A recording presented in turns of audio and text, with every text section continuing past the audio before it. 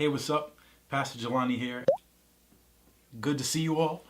Even though I can't see you, you can see me. I know all of you, so there's no need to introduce myself like I just did.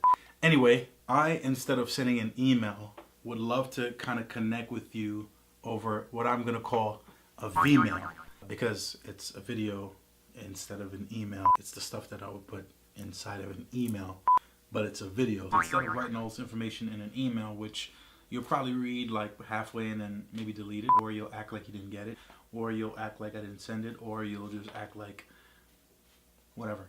Isn't that an amazing idea? Jeez, I think I'm smart. Anyway, first, green mud.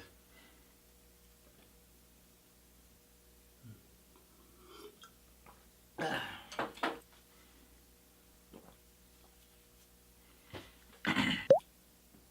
didn't come up with that phrase. Pastor Greg Carrick did, and he doesn't know what he's talking about. It's healthy, please.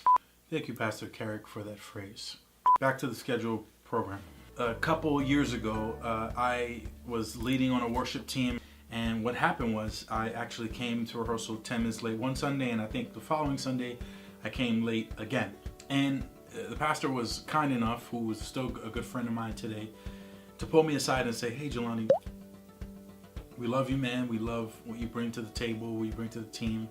We know you're not malicious, but you know what being late says about you to people on the outside? It says that you don't really care about the team, and you don't really care about the community." And that was not what I wanted to communicate.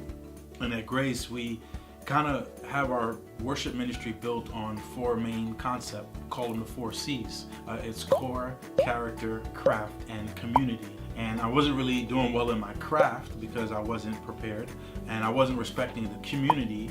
And it kind of shows that you have bad character when you come late. Again, core, character, craft, and community. And I think the concept what we're talking about today, leading by example, really covers a few of those. It covers character, it covers our craft, and it covers community. But leading by example with respect to coming early as a worship leader, Pastor Sam said it best to me. He said, we should be at rehearsal at least an hour early. If rehearsal is for everyone beginning at 8, our rehearsal should begin at 7. If anything's wrong, we can kind of foresee that and work through that and be ready to receive the team when they come in. Welcome them, say hey, see how they're doing. And it really shows that we're prepared and that we really care, because we're not focused on the things that we probably should have done beforehand. And I'm guilty of that. I'm relying on the Holy Spirit every time to remind me, Jelani, leave the door now, because you can get there early and everybody be more relaxed when you get there and you're just ready to roll. And another thing on Sunday, especially when we're leading in the worship center, I think the best thing for us to do is to end 30 minutes early. And we want to pray with our teams, our tech teams. We want to connect with God. We want to see what God has for us that Sunday. And if we end our sound check at 8:30, that's ample enough time to head downstairs, meet with the people in the camera room in the Pentagon, meet with folks from the front of house, meet with our camera operators, meet with everyone who's serving on that Sunday, and pray and ask God, what do you want to do today? What do you want us to see today as we're worshiping? God, you have something for us too. And we're not only leading, but we're receiving from God. And I think when we end our sound checks on time at 8:30, it puts us in a position to pray and connect and be more unified. So that's just a couple things I want to share with you. So here in our manual, Grace Church manual, you should read it sometime. You know why?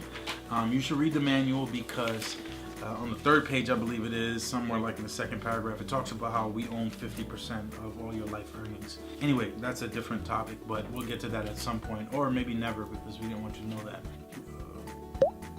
Well, I told you anyway. So let's finish our sound check. Let's run through everything. Let's get down and pray with the teams 30 minutes before service starts. If you're up in the venue, let's be done at around 9:30, 9:15 at best, so we can be down to do the team devotional.